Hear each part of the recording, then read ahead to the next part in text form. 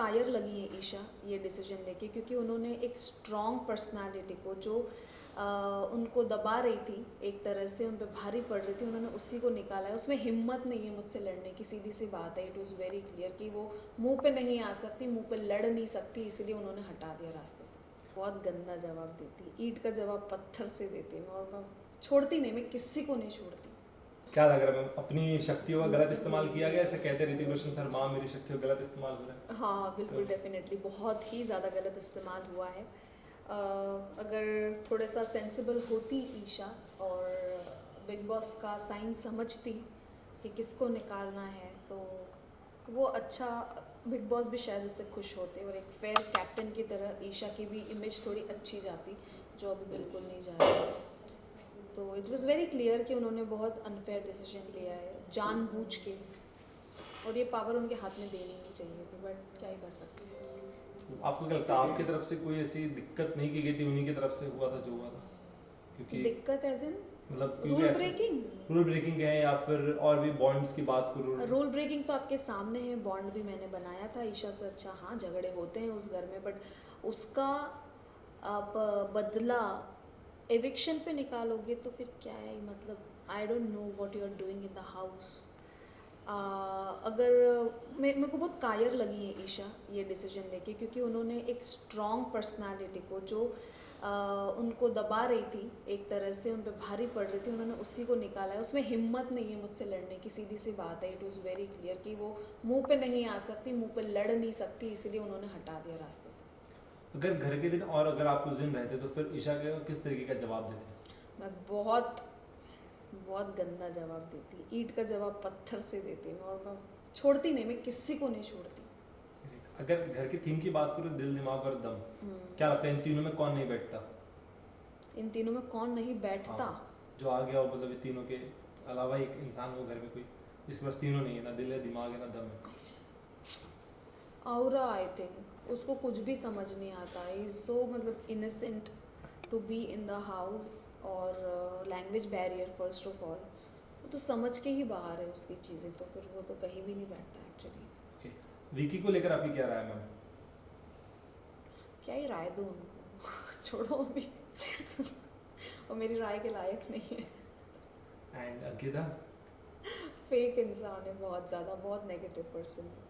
And Ayesha cam का जो थोड़ा सा मुनावर में थोड़ा बदलाव नजर आ रहा है, और मनारा भी थोड़ी कहीं ना कहीं, मुनव्वर में बदलाव नजर आ रहा है। हाँ वो कहीं ना कहीं थोड़ा सा बदल चुका है गेम, ऐसा लगता है आपको? बदल गए हैं दिन है ना? बदल गए जज्बात।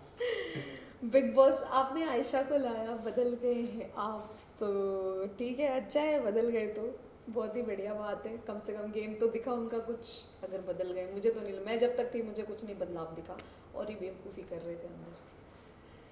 बाहर आने के बाद आपको ऐसा लगा कि यार ये मुंह पे कुछ और था, अब दिख कुछ और रहा है? क्या कोई मुनव्वर? कोई और कंटेस्टेंट आपको लगा ऐसा? सब ऐसे ही है यार, मुंह पे कुछ और है, दिल में कुछ और, जुबान पे कुछ और सामने कुछ और, वो तो था ही। वो तो सभी ऐसे थे, मैं सबको पहचान गई थी कि कौन क्या कर रहा है यहाँ पे। तो मेरे लिए तो बहुत इजी था सबको भापना, और भाप लिया मैंने, और उनको बोल भी दिया मुंह पे, और इसीलिए आज मैं यहाँ बैठी हूँ। क्या लगता है घर का दबंग कौन है? मैं थी जो मुंह पे जवाब देती थी सबको, अभी कोई नहीं, नोबडी। एंड घर में ऐसा कौन है जो सिर्फ आशिकी करने आया है? मुनव्वर ऐसा क्यों लगता है? और समर्थ आशिकी ही कर रहे हैं, वो है क्या उनका गेम? समर्थ का क्या गेम है और मुनव्वर का क्या गेम है? शेर और शायरियाँ मार रहे हैं, अपनी गर्लफ्रेंड को याद कर रहे हैं, दूसरी लड़की आने के बाद उसके साथ आशिकी कर रहे हैं, तो फिर यही तो गेम है उनका। मैम इसके पहले की सीजन की बात करूँ तो एक वाइल्ड कार्ड एंट्री विनर बना है, तो ऐसा हो सकता है इस बार गेम में कि कोई वाइल्ड कार्ड लायक होना चाहिए ना विनर के लिए, वो वाइल्ड कार्ड मुझे एक भी लायक नहीं लगता उसके लिए। क्या लगता है विनर के लिए कौन टॉप 3 नाम देंगे आप?